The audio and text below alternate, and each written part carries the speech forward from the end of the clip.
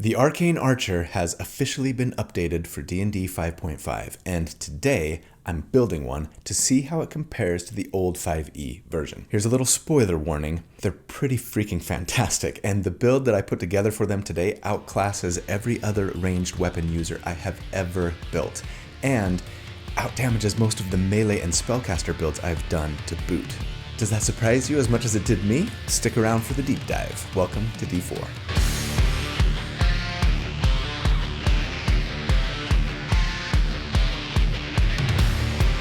Hey everybody, so here at D4, I like to do character builds for my favorite role-playing games. I like to crunch numbers about them, I like to theorycraft about them, not so that I can tell you the right or the best way to play a character, but to explore one potential way to build something in the hopes of creating a character that is both powerful, yes, but also fun to play. So if you also enjoy creating characters for your favorite role-playing games, or if you're just interested in theory crafting, or if you are just looking for tips or ideas on how to build something you're thinking about playing, then welcome home.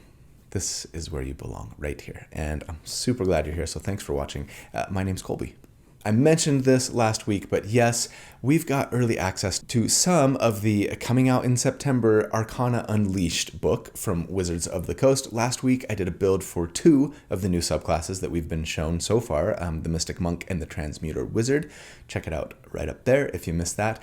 And today, I wanted to do that 5e subclass that was so cool conceptually, but pretty weak mechanically. Yes, I'm talking about the Arcane Archer Fighter. So believe it or not, I have only used the Arcane Archer in one single build before, the Arcane Spellbow, right up there. It was a pretty strong build, I think, but the problem was it actually ended up being more Warlock than Fighter.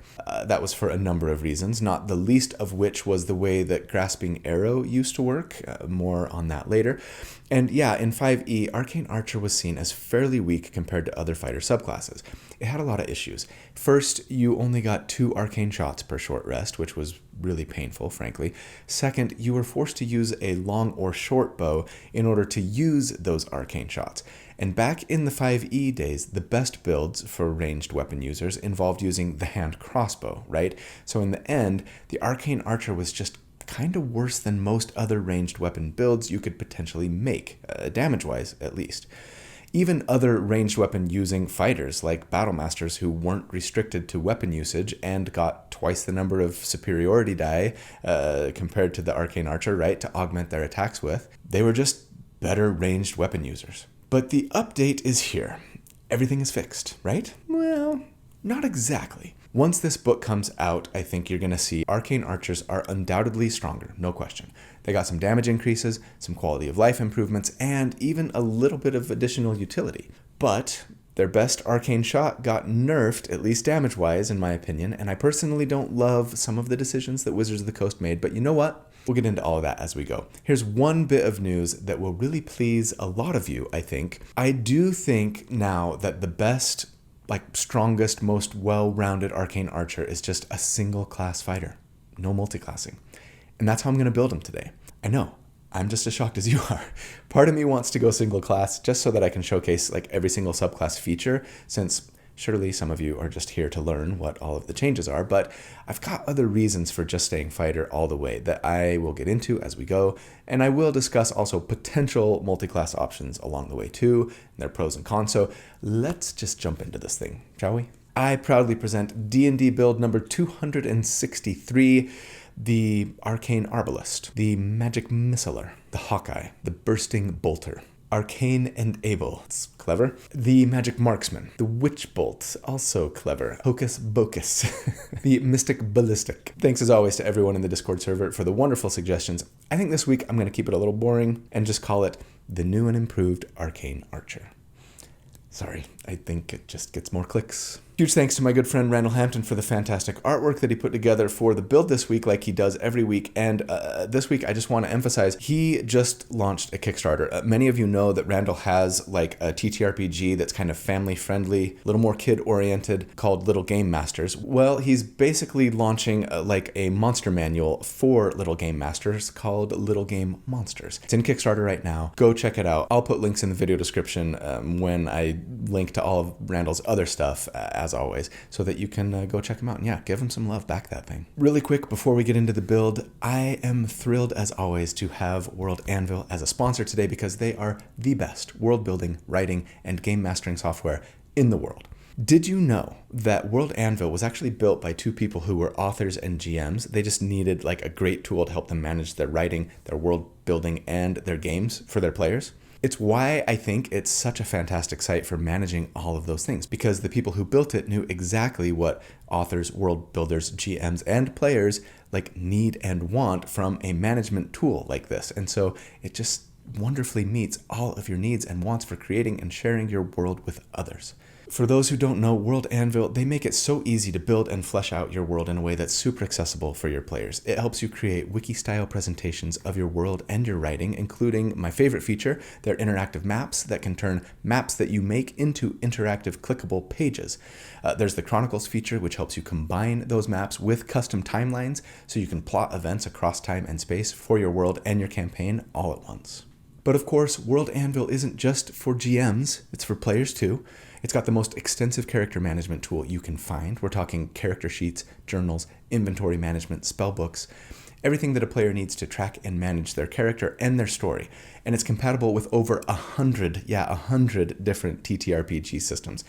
Not just D&D, we're talking Pathfinder, Daggerheart, the Cosmere RPG, Call of Cthulhu, Star Wars, and dozens more. And if the system you are making isn't in there yet, it's easy to integrate it. And also, of course, World Anvil isn't just for GMs and players of TTRPGs, it's even for writers. Yeah, if you just want to use World Anvil as a writing tool to help you with your novel or your series of short stories, you're going to find all the best tools in World Anvil to help you write, organize, and even present and publish rich settings with complex characters. Write, world build, and manage your story all in a single platform. So if you haven't yet, stop delaying. Go check out World Anvil.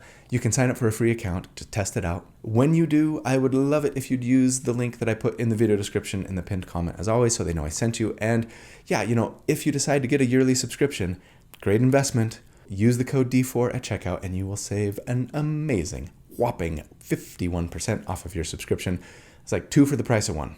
Get one for you, get one for your GM, still pay less than a full price for a single subscription. Such a good deal. So huge thanks to World Anvil. I'm so grateful for your guys' support. Love your stuff. All right, let's get into the build. All right, at level 1 for our starting class. Yeah, we're going fighter. I should have started wizard or something. Like, we're doing a fighter build, but we're just going to start as wizard just to mess with everybody. Yeah, we're going and starting and staying fighter today, so you can't get mad at me about it. Next week, sure. As for our species, honestly, take what you want. I think for me, if I were trying to focus most on damage, I would go Bugbear on this build. I'm not building this character as a burst damage dealer necessarily, but anytime you've got Action Surge and are making a decent number of attacks, you're a solid Nova damage dealer, right?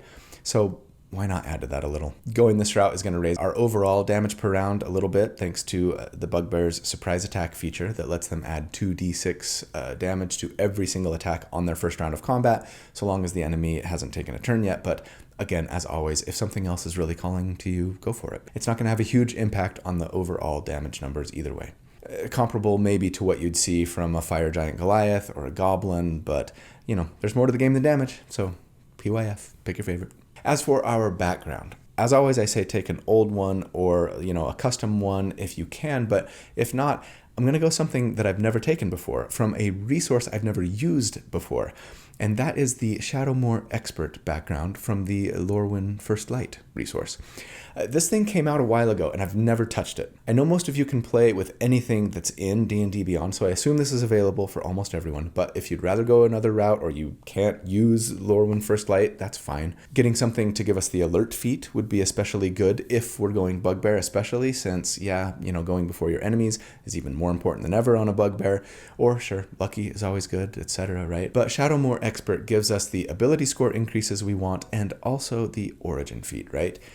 Which again, I've never used, and it's Shadowmoor Hexer. It's perfect for this build. It lets us know the Hex spell and cast it once per day without spending a spell slot, and I really love this on an Arcane Archer for a number of reasons. One, because having a spell to augment your attacks just feels like it belongs on a weapon user that supposedly taps into the Arcane, right? Then two, Okay, see, the Hex spell and Hunter's Mark, for that matter, are good but problematic, as we often discuss, in that they conflict with any weaponized bonus action we might have. Since, yeah, the spells add a d6 of damage to your hexed enemy, in this case, every time you hit them, but it takes a bonus action to cast and to transfer to a new enemy when the first one dies. But that's the thing about the Arcane Archer. We will have some uses for our bonus action, sure, especially after level 7. But since making hand crossbow attacks with your bonus action isn't nearly as good as it used to be in 5e, thanks to the sharpshooter feat nerf, and thanks to the fact that longbows and heavy crossbows are better than ever, thanks to the Great Weapon Master buff, then as an Arcane Archer, who's going to be making a decent number of attacks, but not with their bonus action usually, I'm less worried about the bonus action conflict from Hex here, and I'd love to have the extra bit of damage that it can potentially provide. One nice thing about Hex too, even though it requires concentration, it lasts for an hour. So even though we can only use it once per day for free, there's a decent chance that we could get a couple of combat encounters or more out of it if we're like crawling through a dungeon or something especially, right? So yeah, I like it. Oh, the feat also tells us that when a creature we've hexed hits us with an attack roll, they will automatically take damage equal to our proficiency bonus.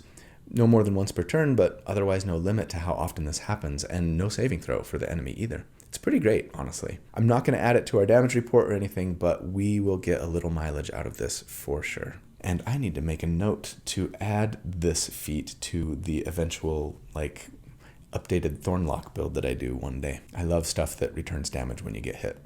As for our ability scores, I'm assuming we go the point buy method as always and say take a 15 dexterity and a +2 there, a 15 intelligence, +1 there, a 13 strength, and then a 12 constitution. Yeah, that 12 constitution is painful, no question. But a high intelligence is more important on an Arcane Archer than ever, as we'll discuss. And we're really going to want that 13 strength in a few levels, so I think it's worth the sacrifice. Especially since we're going to be a ranged character, right? Meaning we should be able to stay relatively safe more easily than melee characters, at least. And as a fighter, we've got some decent innate survivability. So yeah, I'm a little less worried about a 12 constitution here than I would be on most builds. For our starting equipment, I'm going to say, grab some scale mail armor and then a heavy crossbow or longbow. The heavy crossbow does a little more damage, but you will need to grab a feat for it to make it work properly after we get extra attack, right? So that's worth considering. The longbow also has a better range, but ultimately the most important factor for which weapon you want to use probably comes down to which weapon mastery you prefer. Fighters get to choose 3 at this level, and the heavy crossbow has push, letting you push an enemy 10 feet away when you hit them, so long as they're large or smaller, and you can do this every time you hit, so eventually that can let you really push an enemy just clear out of the fight, or push them away from your squishy allies, or even from yourself to stay safe, right? I think it's generally more potent than the longbow's slow mastery, which slows the enemy by 10 feet, but it doesn't stack with itself. It's only 10 feet total, right? Even if you hit them multiple times. Still, if you're up against huge or larger creatures, might be nice to have both. We also get a fighting style at Fighter 1, and of course we're going with archery here, which is going to add 2 to our hit chance with ranged weapons, and this is especially important on this build, since yeah, you may have noticed, I didn't take lucky. I didn't go elf for elven accuracy either, shocker, I know, but I'm not actually planning on trying to do anything on this build to regularly, reliably get ourselves advantage. It hurts. I didn't sleep last night as a result, but yeah, it's tougher as a ranged character to find ways to reliably get advantage on all of our attacks. It's not impossible, and Arcane Archers actually have some ways to potentially get advantage, but they're all reliant on enemies failing their saving throw, and so it just felt a little less reliable to me.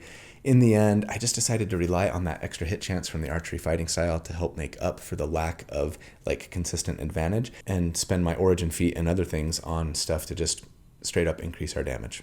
Finally, at Fighter 1, we get Second Wind, which lets us twice per day, recovering 1 use with a short rest, use our bonus action to heal ourselves for a d10 plus our fighter level. It's great. At level 2, we get Action Surge, one of the best features for any class in the whole game. It lets us take an extra action on our turn once per short rest. It's awesome for burst damage. And we also get Tactical Mind now, which is some nice utility, letting us spend a use of our Second Wind to add a d10 to a failed ability check, and we only burn the Second Wind use if the d10 caused the failed check to succeed. You know who always causes me to succeed? My channel members and patrons, and I wanted to just give them a quick thank you if you don't mind. So hey, y'all, thank you. Thanks for your support. You enable this channel to exist, full stop. And I'm incredibly grateful. If you are not a channel member or a patron, I'd love it if you'd consider becoming one. There is a button down there that says join. If you click on it or follow the link to my Patreon page in the video description, it'll tell you about all of the perks that I offer to members and patrons. That includes access to the library of write-ups that I do for each of these builds to help you recreate them yourself a little more easily, access to the community Discord server, and access to the live monthly Q&A hangout sessions that we have. Just so you know, I offer all of my perks to all of my members and patrons, regardless of the level they sign up at, as long as you sign up at silver or higher, and that's like a couple bucks a month. I just ask that you pay what you think it's worth and what you feel you can afford. But if you don't think it's worth anything or that you can't afford it, that's okay. Being here, watching, liking, subscribing especially, are also great ways to support. So thanks. All right, at level 3, we get our subclass, and of course, we're going Arcane Archer, as I've said. So, like I mentioned last week, I have an NDA with Wizards of the Coast, who are not sponsoring this video, by the way. They have sent me early access to stuff, but they're not getting any sort of like preview rights or ability to like have final approval on anything that I say here. But I do have an NDA with them. I cannot yet show like the full pages of the book, so you're just gonna have to trust me when I tell you like what the text says for now. So first up, let's read the updated flavor text for Arcane Archers, shall we? It says this: deploy magical effects. Through enchanted ammunition, an arcane archer studies a unique elven method of archery that weaves magic into attacks to produce supernatural effects. Over the centuries, other folk have learned this technique and broadened it so it applies to ranged weapons of many kinds and to aspects of adventuring life outside of combat. All right, sweet. I kind of wish that I would have gone elf after reading that, but that's okay. As an arcane archer, we get 2 features. Arcane Archer Lore, which lets us learn either the Druidcraft or the Prestidigitation cantrip, both fun. And then, yes, there's the main feature, Arcane Shot. Okay, we're going to dig in for a minute here. So we now get to choose 2 arcane shots from a list of 8, and they're generally going to enhance our ranged weapon attacks. I'm not going to go over all 8 of them here. There are resources online otherwise where you can find those. I will say all of them are at least decent, I think, and some are, of course, a little stronger than others, but there's no real duds, in my opinion. The only stipulation for using them now is that we use a weapon with the ammunition property, so no longer restricted to long and short bows. That's amazing. Also, importantly, we can only use 1 per turn, and we only get a number of uses of Arcane Shot equal to our intelligence modifier, and the uses come back to us on a short rest. Now, one of the biggest complaints about the 5e version of the Arcane Archer was that they only got 2 uses per short rest, and that sucks. Is this better? I mean, sure, but I'm still annoyed about it. I mean, yeah, it's a little easier for us to start with 3 Arcane Shot uses per short rest now, and that is better, but it also requires us to prioritize intelligence over almost everything, but maybe dexterity, and that kind of sucks. Now, sure, we arguably may have always wanted a decent intelligence on an Arcane Archer, since any DC for an Arcane Shot that we use is based on our intelligence score, right? But we didn't necessarily have to care about an Arcane Shot DC very much, depending on which shots we were using. And now, yeah, you're sort of forced to prioritize intelligence even more than before. More than that, though, I still just don't think that this is enough uses. I really don't know why we couldn't just get like 4 per short rest, like the Battle Master gets superiority dice. I don't think the Arcane Shots are so powerful that they need to be limited in this way. And sure, eventually, if you prioritize intelligence, you can get up to 5 per short rest, right? And yeah, I considered trying to do maybe a Blade Singer Arcane Archer, but then you have to use hand crossbows because Blade Singers can't make attacks with a 2-handed weapon, right? And so that doesn't work that great in 5.5. Or maybe a Battlesmith, right? Or an Artillerist even, using like True Strike and focusing on AoE damage or something. So we could just use intelligence for our attack stat potentially and be more SAD, a single ability score dependent. But honestly, all of the ways that I tried building around that just didn't feel great. Once we hit level 8 or so that we could have extra attack and our Arcane Archer features and be making attacks with intelligence, sure. But man, waiting until level 8 just really sucks, frankly. I crunched numbers for a level 6 damage report in about 3 different ways with like different multi-classing, trying to get intelligence as my attack stat, and they were all abysmal. So sure, if you're starting a campaign at level 8 or higher, my top recommendation would probably be to go 3 levels of Battlesmith and 5 levels of Fighter, and then just Fighter from there. Maybe Artificer 4 for the feat. But yeah, going that route, levels 1 through 7 are fairly painful, and for most of us, that's like most of the campaign, right? So anyways, no, we're sticking single class today, and I think it is the best route if we want to be good throughout our career and not just at level 8 and beyond. And I mean, frankly, delaying Fighter 11 might not have been the best idea either, right? So yeah, let's talk about which arcane shot options we want, shall we? For my money, the 4 best ones are Banishing Shot, which lets us make an attack and add our Arcane Shot die in damage. That's a 1d6 for now, but it's actually going to scale at fighter levels 10, 15, and 18 to a d8, a d10, and a d12, respectively. Banishing Shot also forces the enemy you hit to make a charisma save or just be banished, which means incapacitated with a speed of 0. They do return at the end of their next turn, but just taking an enemy out for an entire round based on a charisma save, generally the best save for us to be targeting, is pretty potent. Plus extra damage, right? Sweet. So for control purposes, I would take either that or Grasping Shot now, I think. This used to be hands down the most potent arcane shot, and now it's a little bit better for control and a little bit worse for damage. Compared to the 2d6 up front plus 2d6 more damage if they move, that's what it used to be, right? Now, instead of just automatically slowing them, it forces them to make a strength saving throw or they are restrained for a minute. And that's awesome, but they or one of their allies can use an action to make an athletics check to try and get them out of these vines. And yeah, against low strength enemies, this is superior to Banishing Shot, I think, since it can last for a whole minute, right? And just having an enemy sitting there restrained is going to give you and all of your friends advantage on attacks against them. It's probably going to keep them from being particularly effective, and even if they do try and get out of it, they or their ally are going to waste their entire turn in an attempt. But it is kind of hard for me to try and build around now, since strength is generally one of the worst saves for us to be targeting, and so I assume it would only work about half the time. Maybe less than that if we're not prioritizing intelligence over dexterity, right? Anyways, I would probably take one of those two, and then one of either Blasting Shot or Enfeebling Shot. These are the better damage options, I think. Enfeebling does 2 rolls of our Arcane Shot die, forces a Constitution save or poisons the enemy until the end of their next turn, and while they're poisoned, any attacks they make have their damage reduced by 1 roll of our Arcane Shot die. So poison's going to give them disadvantage on their attacks, and then even if they do hit, they're going to hit for less.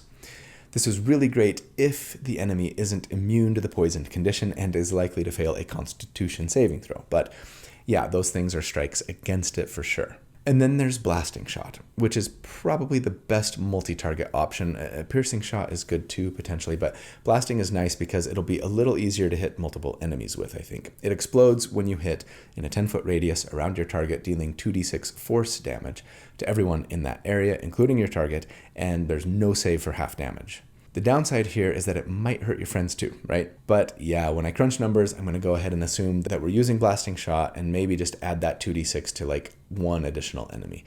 A 10-foot radius is nice, but it's not huge, right? Anyways, the other options have their uses too, but these 4 are my favorites personally. At level 4, we get our first general feat, and if we're sticking with Crossbow Expert over Longbow, then I think we got to go Crossbow Expert here to raise our dexterity to 18, but also because without it, when we get extra attack next level, we wouldn't be able to make more than 1 attack, right? Since crossbows have the loading property, that prohibits you from firing more than 1 shot with the weapon. Now, some of you may be thinking that we'd be better off going Longbow despite the slightly lower damage, it's a d8 instead of the heavy crossbow's d10, since then we wouldn't need this feat, right? And could maybe take Sharpshooter or something else like Mage Slayer, but don't forget that the other part of this Crossbow Expert feat is also fantastic. It says that being within 5 feet of an enemy doesn't impose disadvantage on our crossbow attacks, and to me that's just huge. Of course, we'd all love to just never have an enemy within 5 feet of us if we're using ranged weapons, but we can't always control what the enemy does. It's pretty much inevitable that from time to time you're going to have an enemy up in your business. And now we wouldn't have disadvantage on attacks against them, and thanks to the push weapon mastery on the heavy crossbow,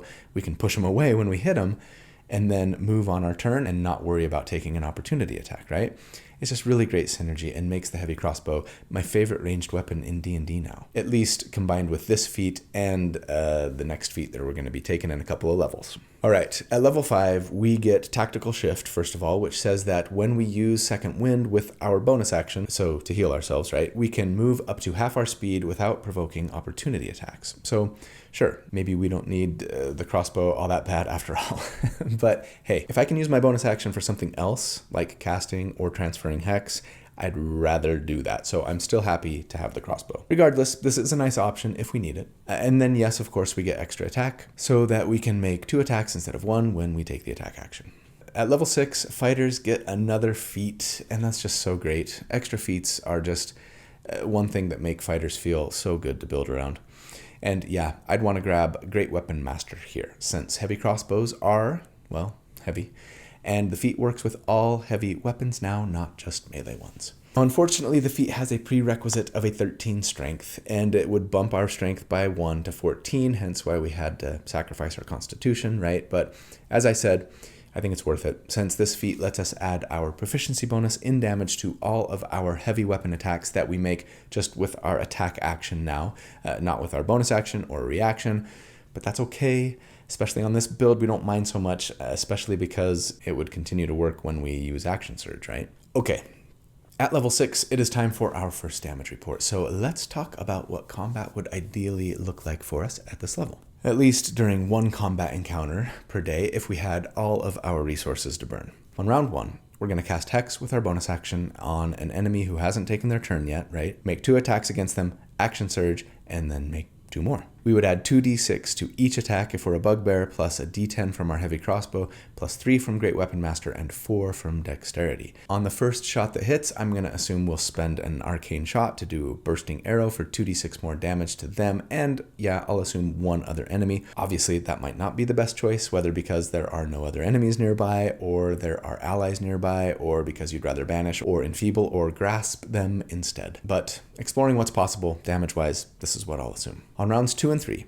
we'd just do the same without Action Surge and Surprise Attack, of course, transferring Hex if need be, and on round 4 we do the same but without Bursting Shot since our Intelligence modifier is only a +3 at the moment. Still, it's a lot of damage. If we average it all together over 4 rounds against enemies with a 10 armor class, we would do 57 damage per round total, and against a 15 AC, it would be 47 DPR. Gee, Josephat Trigger, put that pea shooter down. Oh man, that Robin Hood illusion works really well right now. So, that is freaking amazing. It's beating out every other damage build that I have done using official D&D content at the easy to hit enemy ACs at least, and is keeping up pretty well with the hardest hitters at the middling enemy ACs too. Now, because we don't have advantage, it does fall off a little more sharply than most tier 1 builds as the enemy AC increases, right? And yeah, if you're fighting high armor class enemies, you really might want to consider Grasping Shot or sure, Shadow Shot to try and blind them to get yourself advantage, right? But if they make their save against it, it's going to feel pretty bad. Also, keep in mind that a little bit of this damage is done to a secondary target, which isn't always tactically ideal, but it's only about 7 damage per round. It's not a ton. And so, yeah, if we just used like Enfeebling Shot, for example, to just do all the damage to one enemy, the numbers still look amazing. Anyways, you know what the best part about these numbers are? On round 1, we would be doing like 90 to 100 damage against the easier to hit targets, at least. Meaning that this build, at this level, is tier 1 for both sustained and Nova damage compared to all the other like sustained and Nova builds that I've done to date. Yikes. I'm going to be honest, I didn't expect it to go quite this hard. This is easily the hardest hitting ranged weapon user I've ever built. At this level, at least. So let's see if that continues to be the case as we go, shall we? All right. At level 7, we get Curving Shot as an Arcane Archer, and this is a pretty great feature that almost made me want to not bother with Hex. It says that if our ranged attack misses, we can use our bonus action to ricochet the arrow or bolt to a different target within 60 feet, making an attack roll for that target, of course. And yeah, it's fairly likely that we will miss once in a while, especially if we don't have consistent advantage, despite our archery fighting style. And so sometimes you might have used your bonus action to like transfer hex, right? And then miss a shot and you're going to be frustrated here. I still think it's worth using hex. It's generally more important to try and do as much damage to a single enemy than it is to do some damage to a secondary one. And it's not like we'll need our bonus action every time for hex, nor will we always miss an attack on our turn. Plus, keep in mind, we don't get to add Great Weapon Master damage to, a bonus action attack. And if our target that we're aiming for is hexed and we miss them, obviously we're not going to be able to add hex damage to that secondary target. It's only like our weapon damage plus our agility modifier. I mean, that's not nothing, but it's not huge either. In the end, I think I'm willing to have those occasional moments of frustration in order to get the hex damage. Besides, we can only use hex once per day. I mean, even though it lasts an hour, depending on your table, you might have plenty of combat encounters on the regular where the spell isn't even available, and Curving Shot will be particularly good in those instances. But guess what? Arcane Archers get a new feature at level 7 now too. 2 features at level 7. It's called Magical Ammunition, and it's some pretty fun utility. It says that once per short rest, or by burning a use of Second Wind, thanks for not making it a use of Arcane Shot, we can take an action to imbue a piece of ammo, fire it at a solid surface, like a wall or the floor, and produce one of the following 3 magical effects. Darkening Ammunition causes shadows to fill a 15-foot emanation from the ammo, which extinguishes non-magical flames and causes creatures in the area to have a -5 penalty to perception checks and passive perception. So probably great for skirting and stealthing around or up to enemies, yeah? Though I do wonder if they'd hear the arrow hit the wall or the ground and put out their fire, which might make them more alert than they would otherwise be. I don't know. Anyways, hopefully this isn't counterproductive for you.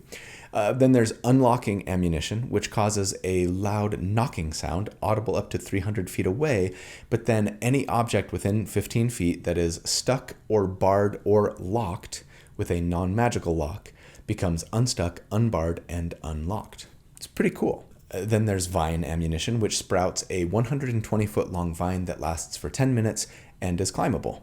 I love new unique features, and utility features on fighters in particular feel great. So hooray. Don't forget, we do get to choose a 3rd Arcane Shot option at this level, and I just say, take one of those that I mentioned at level 3, but go ahead and PYF. At level 8, we get another feat, and as much as I'd love to grab more half feats, I think we gotta just bump dexterity here to cap it at 20 because I want to get my intelligence up too. At level 9, we get Indomitable, which is so good now. It lets us re-roll a failed save once per day, but with a bonus equal to our fighter level, which will lead to a very high likelihood of success. And then we also get Tactical Master, which says that when we attack with a weapon whose mastery we can use, we can replace that mastery with Push, which we already have if we're using a crossbow, or Sap or Slow. I love that. Push them with the first shot, slow them with the second. Or sure, Sap is nice to help you and or your allies stay safe too. Or, you could use the longbow and push them now. Versatility rocks. Okay, at level 9, it's time for our next damage report. Since last check, we have bumped our dexterity to 20 and gained a potential bonus action attack against a secondary target if we miss, but all the other power increases have come in the form of utility and survivability. Not bad things, but I have a feeling we might not be as wowed by the numbers at this level. I guess our Great Weapon Master damage will have gone up by 1 thanks to a proficiency bonus increase, but at this level, the real question I think is how to account for Curving Shot, or do we? It's really hard to do the math. We need to figure out what our chance is to get at least 1 miss, and that's going to change based on the enemy AC, right? And whether or not we're using Action Surge. And then there's the question of whether or not we used Hex, which is kind of impossible to know after round 1. I'm just going to say, for simplicity's sake, that we've got a 1/3 chance at getting a bonus action attack from Curve Shot after round 1. It wouldn't get extra damage from Great Weapon Master or Hex, like I said. And yeah, a 33% chance. It's not perfect, but it's close enough to give us a rough estimate of what we can probably expect from it, I think. it's not going to have a huge impact on numbers regardless. Anyways, with all of these assumptions, averaged over 4 rounds, against enemies with a 10 AC, we would do 64 damage per round here. And against a 16 AC, it would be 56 DPR. With, a little bit of that total damage done to a secondary target. So this isn't nothing, but it's a pretty minor increase since last check. It will still keep us in tier 1 compared to other damage dealing builds I've made to date, though maybe more like near the bottom of tier 1. Still a great place to be, no complaints, and still bursting like a pro with solid survivability and utility. And even control potential. So how does it look in tier 3 of play? At level 10, we get Ever Ready Shot as an Arcane Archer, which says that when we roll initiative, we can just regain an expended use of Arcane Shot. So much better than before, since it used to only let us gain a use if we were out of uses, right? And we had to wait until level 15 for the feature too. I really wish that it worked a little more like the monk's uncanny metabolism and just let us recover all of our arcane shots once per day, but I'm greedy. Don't forget that the arcane shot die does go up to a D8 here, and we get yet another arcane shot option. Again, I'm probably taking the 4th one that I mentioned at level 3 that you didn't take. Level 11, one of the best levels for fighters, since yes, we get the extra attack feature, letting us make 2 additional attacks with the attack action now. And I'm with Monty from the Dungeon Dudes on this one. I don't think this feature should be exclusive to fighters, but here we are. At level 12, we get yet another feat, and I'm bumping intelligence here to 18 so that we can finally have 4 arcane shots per short rest. Huzzah! And, increase our arcane shot DC if need be. Very nice. At level 13, let me pause for a moment and say I did think about multi-classing Rogue at this level. Now that we've picked up extra attack, we've got that intelligence bumped to 18 finally. I considered going this route just to get a little more damage from sneak attack primarily, and getting more utility from Rogue would be nice too, and I would love to go Arcane Trickster as a subclass for more castings of Hex per day, among other benefits of spellcasting, but in the end I decided against it. I think it's worth considering, but, first of all, like I've said, I wanted to showcase all of the updated Arcane Archer features, right? And the other cool features available for fighters. But more than that, maybe even, by level 17 at least, getting a second use of Action Surge per short rest is actually worth more average damage in a 4-round combat encounter than adding what would be 3d6 of sneak attack damage per turn. So I'm just going to stick with fighter. But I'd consider Rogue still. Anyways, this means at this level we get a second use per day of Indomitable, always welcome, and we get Studied Attacks, which says that if we make an attack against an enemy and miss, our next attack against them specifically, so it wouldn't work with Curving Shot, right, has advantage. And that's pretty lovely, honestly. Again, it's hard to do the math on this, but it'll definitely provide a slight lift to our damage numbers. Speaking of, at level 13, it is time for our next damage report. Since last check, we've got a small bump to our arcane shot damage, gotten ourselves a 4th arcane shot per short rest, very nice, gotten a slight lift to our hit chance via studied attacks. Again, in the name of simplicity, I'm just going to let studied attacks bump our hit chance by 1. That's not how it actually works. It's less valuable against easy to hit enemies and more valuable against harder to hit enemies, but I want to account for it without spending too much time in the math weeds and also err on the side of caution in my accounting for it. So I'm sure on average it would be at least as good as that, considering all enemy ACs. You math wizards out there, feel free to figure out the formula for accounting for studied attacks if you'd like, and let the rest of us know in the comments. Anyways, under these assumptions, averaged over 4 rounds, against enemies with a 10 armor class, we would do 105 damage per round, and against a 17 AC, it would be 100 DPR. Oof. Yeah, that's almost double since last check. Now, most of that extra damage is coming from that 3rd attack per round. And during round 1, we're hitting for over 150 damage consistently now. That's amazing. We don't bring much support, and we're not exactly control or utility experts.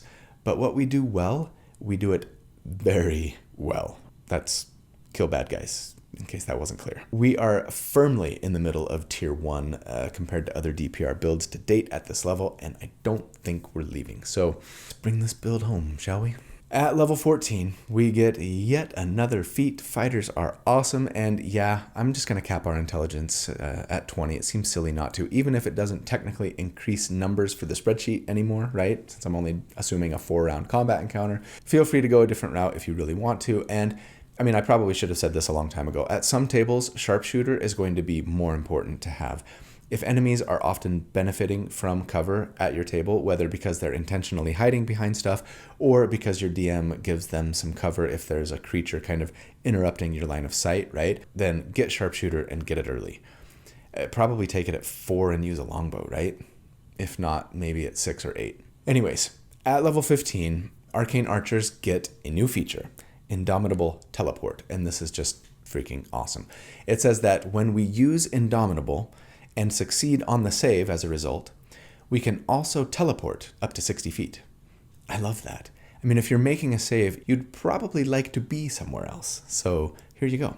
No action or bonus action or even reaction required. Feels magical. It's just fantastic.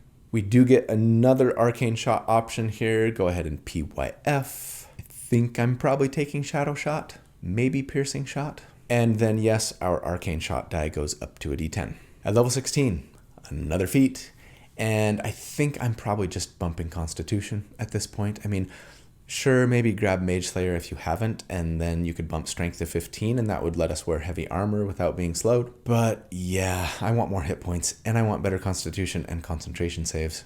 So that's probably the route I'd go. At level 17, finally, for us, we get Action Surge ×2. So we can, Action Surge on round 1 and on round 2 if we really want to. I mean, assuming that we really need to Nova this round for whatever reason, or maybe if you play at a table where you pretty consistently only have 1 combat encounter per day, or at least per short rest. We won't get the surprise attack damage on that second round, right? But hey, it'll still be amazing. And then we also get a third use of Indomitable. So, I mean, maybe we don't really need Mage Slayer all that bad after all, huh? Chris is pulling his hair out at me right now. Oh, wait. All right. Level 17, time for our final damage report. Since last check, we have gotten a small bump to our arcane shot damage and 3 more attacks on round 2 of combat thanks to a second action surge and another proficiency bonus bump, I guess. But all other power increases have come in the form of better defense and utility and arcane archerness, which are all wonderful things. But here, averaged over 4 rounds against an enemy with a 10 armor class, we would do 124 damage per round. And against an 18 AC, it would be 114 DPR.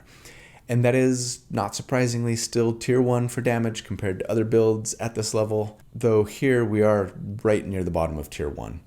We haven't scaled quite as well as a lot of those other tier 1 builds, but we're still hitting like a truck and bringing a ton of burst potential to the fight to boot. Real quick, I always stop at 17, but we do get another Arcane Archer feature at level 18, and some of you are probably going to want to know what that is. I'm just going to read it here off of my screen. It's called Masterful Shots. It's pretty awesome. It says, you employ agility in your sharpshooting. When a creature you can see misses you with an attack roll, you can take a reaction to move up to half your speed away from the attacker without provoking opportunity attacks. Awesome, but then also you can then make a ranged attack roll against the attacker as part of this reaction if the attacker is within the weapon's range. That's fantastic, honestly. I mean, you're gonna get missed like fairly often, right? And just to get a guaranteed reaction attack out of that, plus be able to move away from them at the same time, yeah, that's a good capstone. Anyways, what is the final verdict on this Arcane Archer? Let's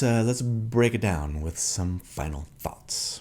The tier score for the build, if you take the damage that they do against all the enemy armor classes we calculate for at each of the 4 damage reports and just average it into one big number, we end up with a 73.81, putting them right smack dab in the middle of tier 1. And yeah, again, this surprised me. A few days ago, I was talking about the updated Arcane Archer with some of my fellow D&D YouTubers in Discord, and I said I was feeling frustrated by the changes. I felt like they weren't enough. Sure, they got some nice little bumps, a little bit of scaling, some additional utility, but yeah, I was annoyed that the arcane shot uses were tied to our intelligence modifier. And, combined with the damage nerf to Grasping Arrow, I felt like it was going to leave this build that I'm doing for Arcane Archers today feeling pretty milquetoast. Boy, was I wrong.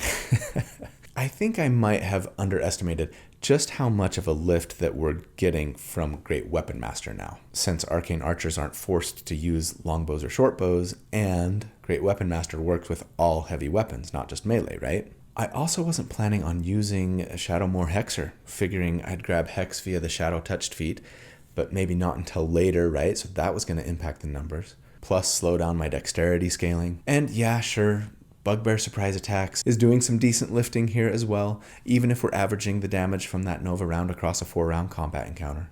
But still, that lift from Great Weapon Master plus the little bit of damage scaling that we get to Arcane Shot, that helps a little. Getting more Arcane Shots definitely helps, even if I would still rather that it just be a flat 4 uses per short rest instead of be tied to our intelligence modifier. And then on top of it all, the nice additional utility features, coupled with the buffs that all fighters and marshals got in 5.5, it really makes this Arcane Archer feel incredibly potent. And not just on the damage front. I mean, the reality is that you probably shouldn't be using Bursting Shot all that often in game, right? Think about how fun it would be to get a little AoE when need be, but then at other times, banish an enemy, or blind one, or ensnare and restrain one, while also hitting super hard and having some fantastic utility and defensive capabilities. As always, fighters are just the gold standard to which all other pure martials aspire, as far as I'm concerned. I mean, I have to believe that rangers the world over are looking at this subclass and just salivating, right? Oh, poor rangers. But yeah, this is, without a doubt, in my mind, the most potent ranged weapon user in all of D&D right now.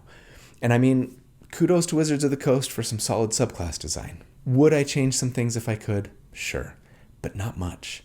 And I'm pretty pleased with how they turned out now that I've built one and crunched the numbers. So I'm glad I went through the exercise.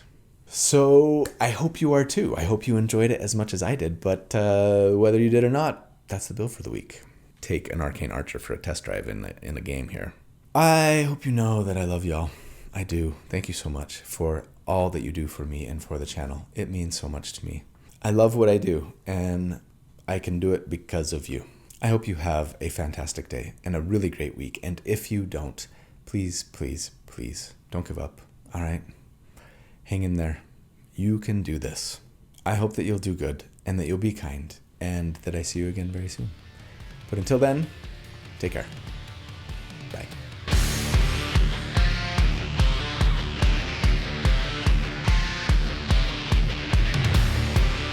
Just look out around us, people fighting their wars. They think they'll be happy when they've settled their scores. Let's lay down our weapons that pulled us apart. Be still for just a minute. Try to open our hearts. More love. I'm not the world's biggest country music fan, if I'm being honest, but I do really love the chicks.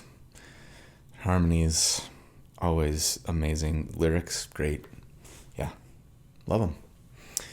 I'm wearing my Deutschland, my Germany shirt today, and so I was trying to think of like a good song from like a German like musician that I know and love, and I couldn't think of any.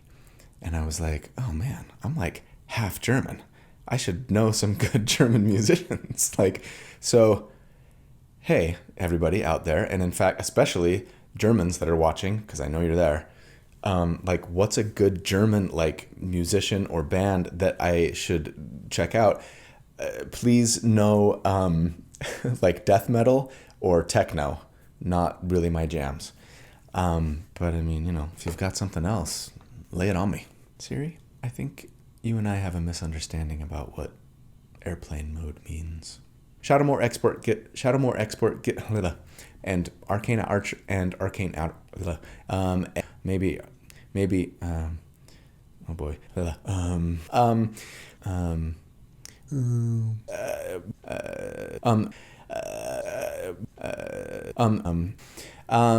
Maybe we don't need maybe we don't need the crossbow. Maybe we don't. Wow,